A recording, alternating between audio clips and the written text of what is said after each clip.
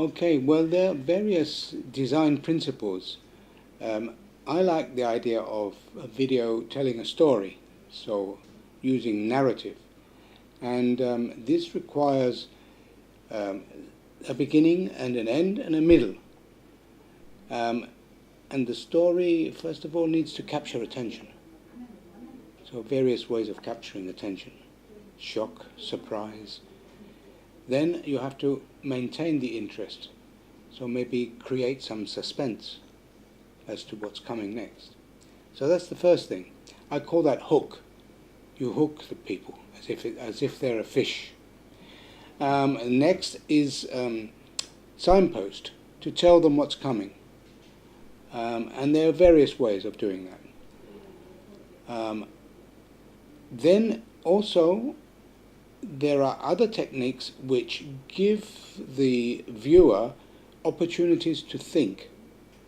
So you don't just do very fast presentation, just giving them things and instructing them. You also have, for example, you give them a pause so that they can predict things. You ask a question, pause, then give the answer, so that people are thinking at the time, instead of just sitting there lazy. So there are other things. For example, be very clear in lots of things.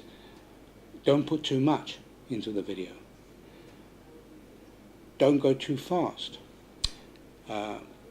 You can be too fast with the pictures and with the narration. If one is fast, then the other one has to be slower. So that's picture word density, I call that.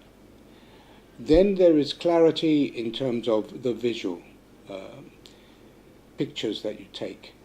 The lighting needs to be good. People say it doesn't matter, you can have just ordinary lighting, but it's much better if the learner is hanging by their fingernails, almost not understanding, and then they can't see something very well. They can be lost. And then you've lost them for the rest of the video. And the sound is very important. Make it very clear. Use a microphone that is near the speaker, and use a microphone that is near the action.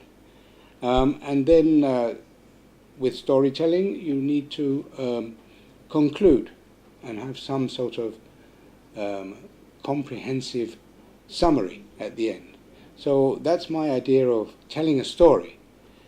Now that doesn't mean it has to be a long one. It could be, this idea of telling a story should be for every chapter of the story, for every section. So therefore you can have short sections which may be 3 minutes, some could be 6, some could be 10. But I like the idea of having questions which the learner answers after each section, and also suggested answers. The multimedia which enables interaction is something that will be used more and more, I'm sure, and that's something that's necessary as well. In other words, you have video, you have diagrams changing, you have sound, all at the same time.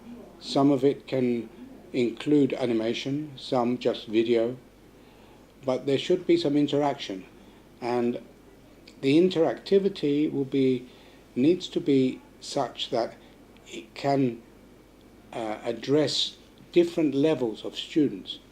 So, for example, if a question is asked on the multimedia and the student gives an answer, if it's not quite right, there should be some way in which the multimedia can give more help to that student.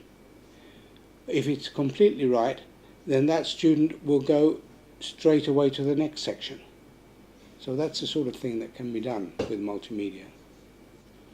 Well, just video by itself, it's not something you can expect to achieve all learning outcomes. For example, say you're doing some teacher training, and you use video to show an expert teacher performing one kind of skill, like dividing the children into groups of equal ability, say, and then going round each group. Okay, the trainee teacher can look at this and think, yes, that seems reasonable. But then after watching such a video, there needs to be some discussion, there needs to be some teacher practice, there needs to be a teacher trainer to actually help, there needs to be some assessment and formative assessment in which the teacher corrects maybe things they haven't done right. So all of this is necessary, plus printed materials which are good for revision, and that is far more than just the video by itself. So the video you could consider it to be just one particular part of a multimedia provision.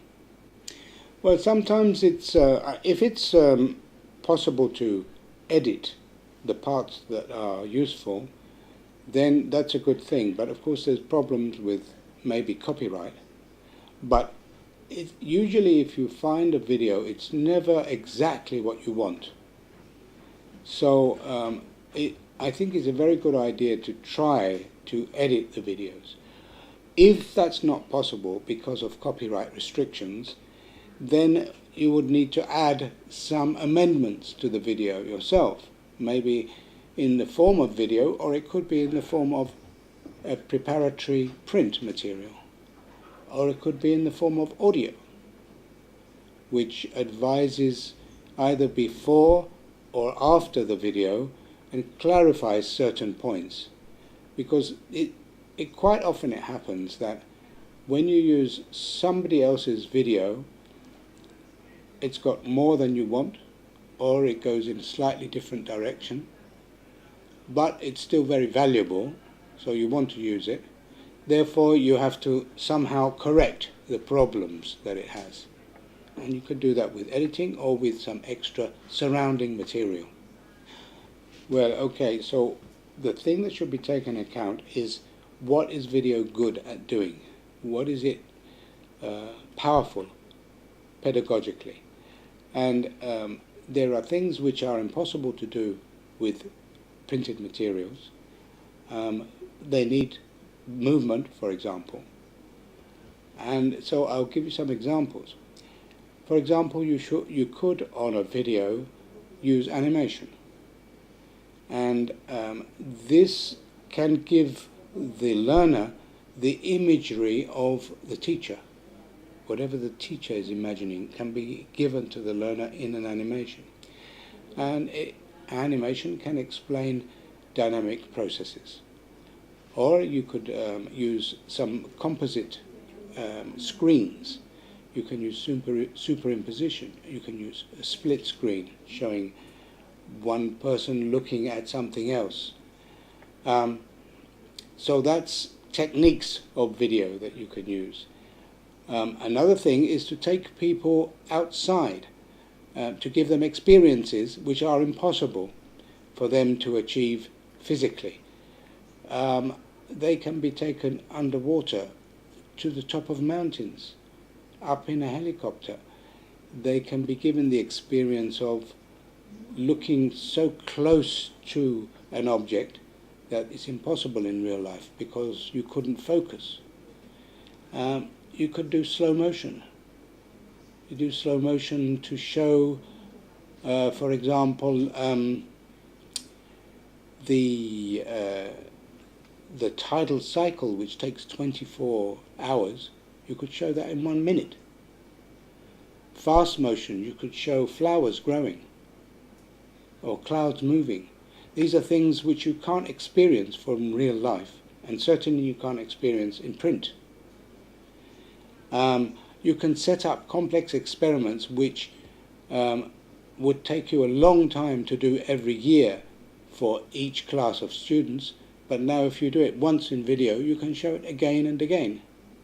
So that's the video techniques is one side, which are good for learning, and there's also the experiential techniques, showing behavior, for example, between people or between animals. So experiential things and also video techniques. And then, for example, behavior also includes skills. You can show lots of different kinds of skills, social skills, including teaching skills, manual handicraft skills, athletic skills, verbal reasoning skills.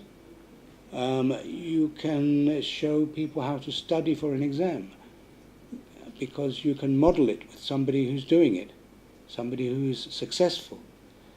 There are many different things you can do showing skills. And finally, you could also try and use video to change people's attitudes and their emotions, to have empathy, to reduce their feeling of being racist by just giving good examples on the video and showing the people that they are racist against. So there are many things you could do on video, which, because it's showing real life, then it's much more powerful than using printed materials.